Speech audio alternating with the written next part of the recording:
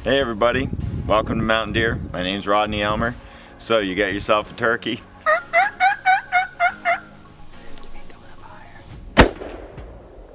Congratulations. Let's make a plaque out of it. This is a quick, easy way of doing it. Come on inside, I'll show you how.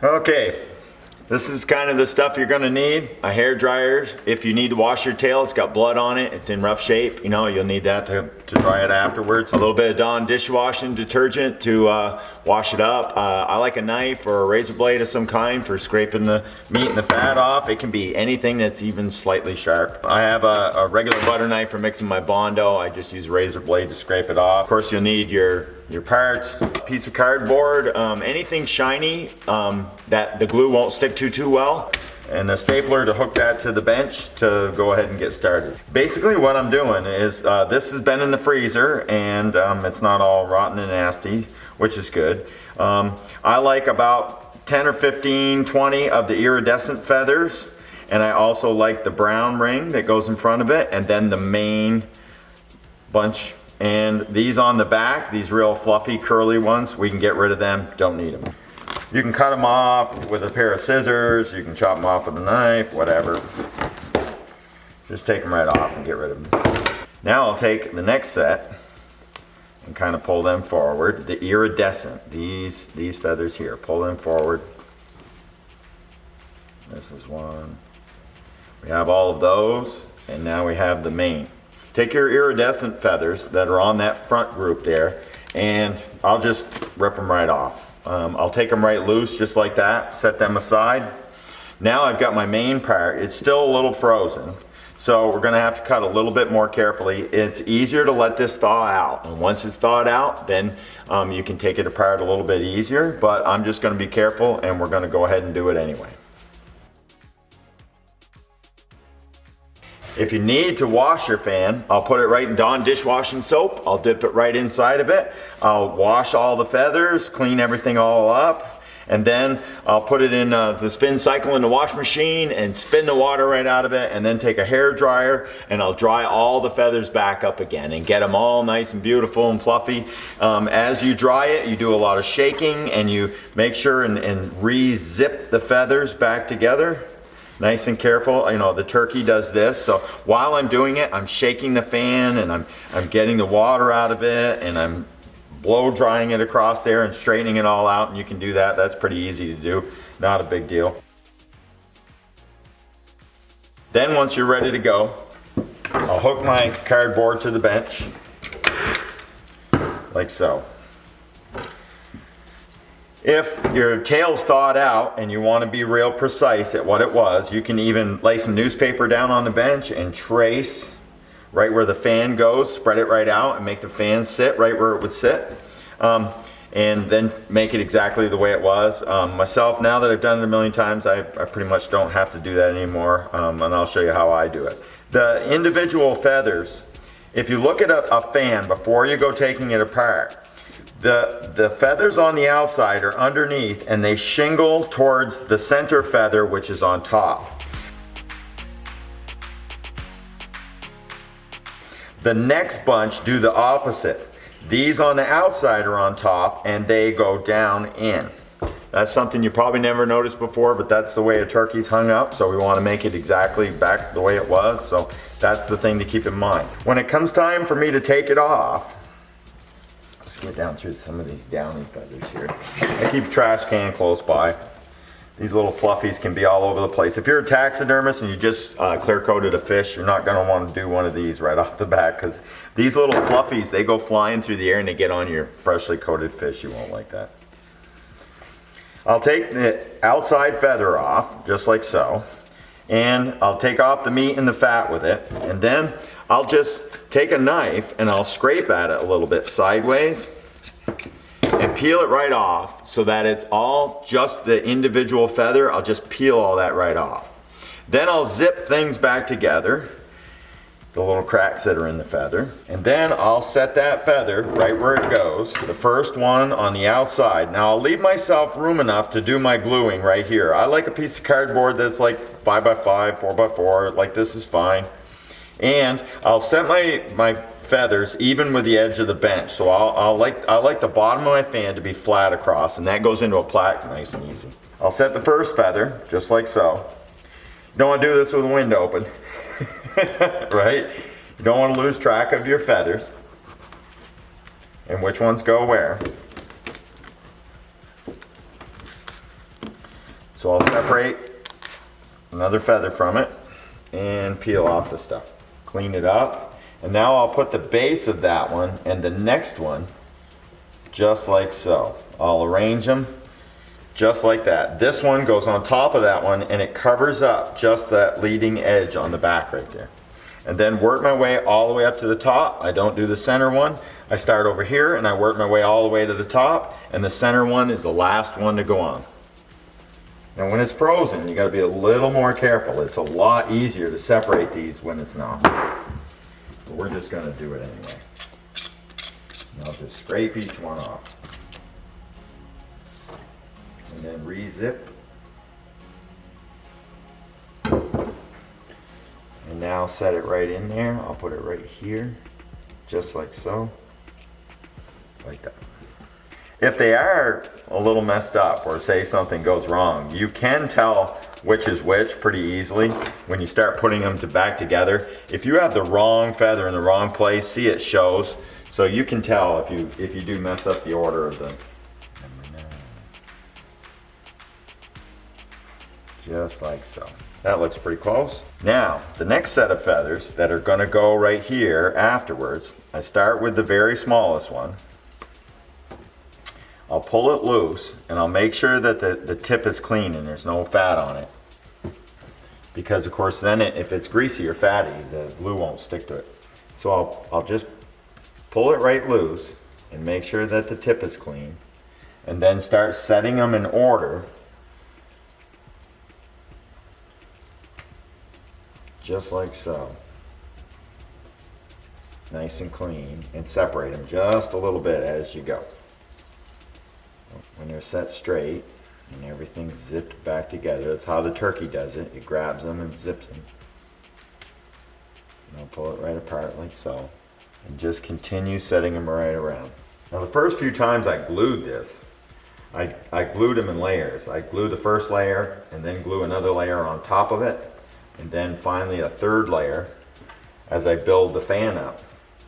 But by the time I got done, the glue was really thick, and that thickness of the glue made it difficult to put it inside of a plaque.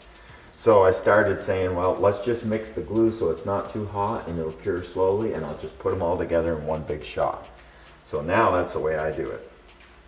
If this is your first time, you may want to do some layers. Now the other good thing about using Bondo to hook them together is if something goes wrong, the second the Bondo kicks, it starts to get hard, you can tear it apart. You can break the Bondo and take it all apart, and then you can start over again if you need to. So now I've got the layer of feathers all the way out through. 1, 2, 3, 4, 5, 6, 7, 8, 9. So there's the center, and I like to know where my center feathers are. Now we get to the iridescent feathers. Now the iridescent feathers will be biggest and nicest in the center, and then the ones to the outside will be a little smaller, and they'll have a little bit more curve to them. And these don't have to be set in any real perfect arrangement, but in general, I'll pick out the very best and the nicest ones. And I like to have at least, 10, 15 of them anyway. If you have a few extra, it certainly doesn't hurt. I'll take each feather, break it loose, and then right here on the downy, I'll strip the downy down and peel it right off there. When you're trying to glue, and this is all fluffy, it gets stuck in everything, and it's a pain. And it's a lot easier to just glue a shaft in. And the downy is the feather that's underneath that keeps them warm, and it doesn't show. It really shouldn't show that much on your tail fin. So it's way easier to just strip it off and get rid of it. So what I'll do is I'll strip each one of these feathers off, peel off the stuff like so. There'll be a little one in the center and 2 on the sides. Peel that right off, and then arrange all these feathers off to the side so that I can see them all, and I will pick and choose which ones I like and put those ones into my tail feather. Now at first glance, this may seem like a fair amount of messing around, but it'll be solid, it'll be ready to go, it will be done. And also too, it won't rot, it won't have any fat or meat or anything on it to haunt you later on. It's real important that all of your taxidermy in your house not have anything that moths, dermestid moths would want, or clothes moths would want to eat. And when the fat and the meat, if you leave a little bit of fat and meat on your feather, and that's now like dried up, and then in the summertime when it's real humidity, and it gets a little bit humid, the bugs will come and want to chew on that. And next thing you know, the moths are flying around all your taxidermy, and that's not good.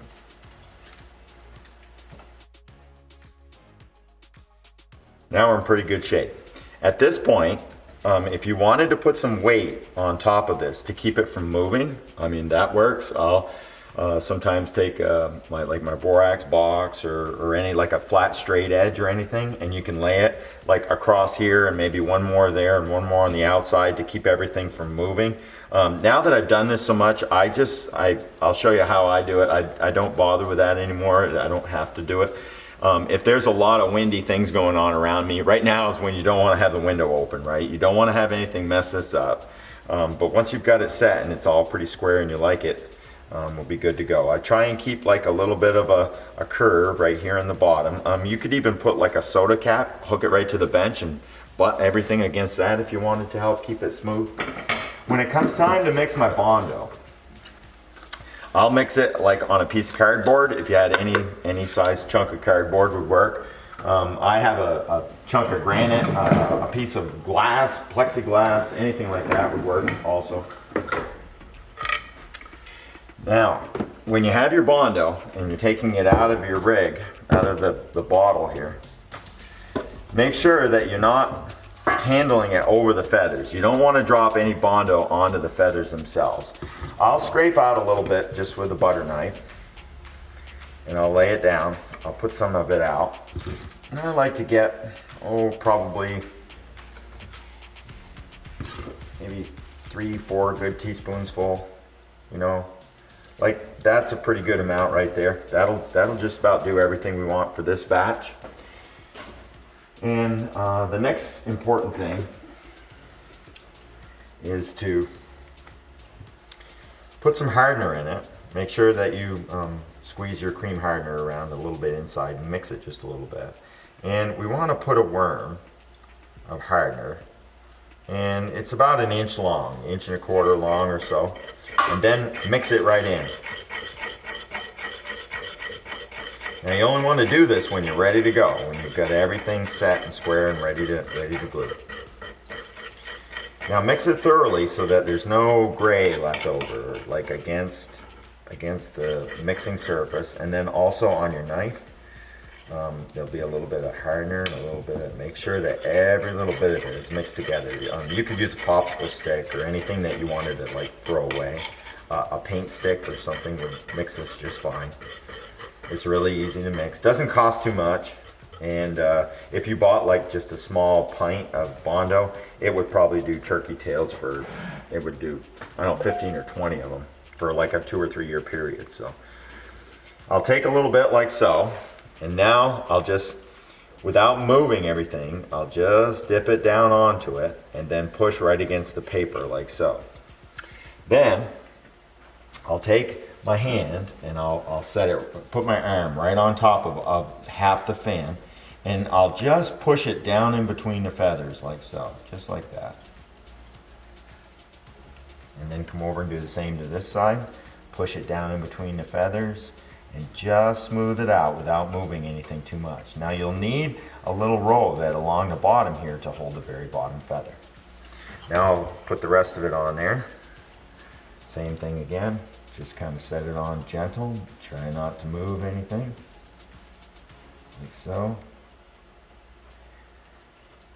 I may make it look a little easier than it actually is because of the practice. But That's the gist of it. And I'll leave it piled up about 1/4 of an inch above what I've got going on.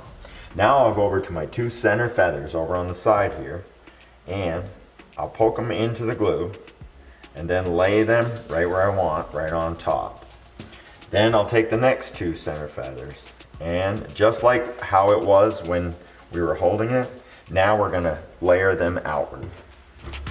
Now when I lay each feather down, I'll put the leading edge right on the edge of the shaft of the one before. Just like that. So I'll push it in, and I'll set it, make them kind of even, and I'll go right around.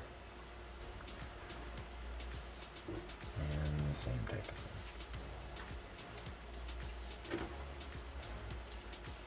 Look at the amount of space you have and the feathers that you have to go as you line them up, and make them even side to side.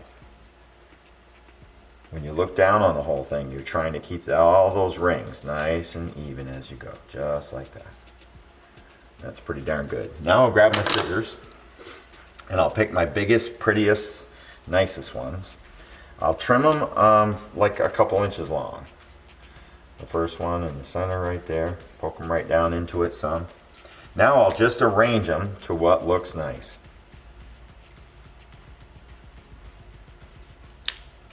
And I'll cut them to a length where they'll poke into the glue good and they'll land about where I want it to. Doesn't have to be perfect, but I'll stagger them a little bit like shingles. And as we start adding more and more, they'll have to be cut shorter and shorter as you go. So you leave room enough to get them all in there. And I'll just arrange them to my liking. And I'll take the biggest and the nicest and the prettiest ones. And I'm mostly worried about the upper part and what it looks like and where it sets. And I work my way into smaller feathers as we get down near the bottom. And most of your tail plaques will come with a little small plaque in the front, and this can hide behind that and cover this part up. Usually by the time I get all of these feathers in and they're sitting where I like them, the glue is about to kick at any second. That's pretty darn close. Before your glue hardens up on your knife, you can peel it off. Clean up your mess. There, that's pretty sharp. Looks pretty good. And we'll let it kick. Now when it comes to the turkey's leg itself, this fella cut the knee joint off, and the plaques that I use have a hole built into the bottom. This goes up inside of it like so, and it's got to sit up inside there. So what I do is I normally trim it about 2 inches behind the turkey's leg, right about here. I'll just take a hacksaw and I'll come a couple inches behind it, like right there, and just cut it off. Now before you cut it all the way, bend your foot in a little bit. And the reason you do that is so the tendons won't be sticking out. If you have it this way and you cut it off and then you bend the foot in, see the tendons will poke out. See, it does that a little bit. Now, once I've cut it off, take a piece of wire and get the marrow out of there. So you can push it right in like that. And then I'll spin it some and tear the marrow out of it. The marrow, of course, can rot and it can be nasty. But there's also a fair amount of like oils in there too. And by getting that out of there and then cleaning it up, that's the cleanest, nicest, easiest part of it. And I've gotten all of as much of the nasties out of it as I can. They're inside the bone. And then I'll pour a little borax. I've got a little 20 mule team borax in a shaker. And I'll just put a little borax on the end of that. It'll help it dry out and it'll absorb some of the oils and some of the blood. And it'll help keep it dry. I don't salt it because like salt would draw moisture in the summertime if the salt stayed on it, where borax doesn't. It just keeps it dry. And it keeps the moths out of it, works as a moth proofer. Now I'll take the foot and I'll bend it, I'll set it the way I want, and then dry it just like so. And then hot glue it right up in that slot in the board and you're ready to go. Keep them even as you hook them up in there, so that they look nice. The beard The beard itself has a chunk of skin on the top of it, and I'll trim it and leave about 1/4 of an inch of it. I'll also put a little bit of borax on that. This one here has been dried a little bit, and it doesn't probably really even need the borax, but I'll let that skin dry some, and I leave some on there so it gives something else to hook to when it comes time to put it inside of the plaque. And if I make it so that I can hot glue it right up inside, that works pretty good, and the hot glue will bind onto that, and I can show it off some. Our glue is just kicked, so what I'll do is I'll take my knife and I'll dig into that staple that I hooked the cardboard to the bench with, and I'll pop that out of there. Break that up out of there. Then hold it nice and careful and flip it over, and then peel off the backing to it. Now the glue is still a little bit flexible. It's not hard yet, but in the thicker areas it's starting to be. So nice and gently. You don't want to wiggle things too much. And when Bondo hardens, the hardener makes it heat, and the heat of it is what actually makes it go quicker. If I wanted that to go faster, I'd take a hair dryer now and heat it up, and it would cure even quicker. But since I'm going to put another layer of Bondo on the back of this and sandwich all the feathers together, I'll mix up another batch and cover the back of these and glue the whole works right into a nice big sandwich that'll hold everything. This time I won't need as much.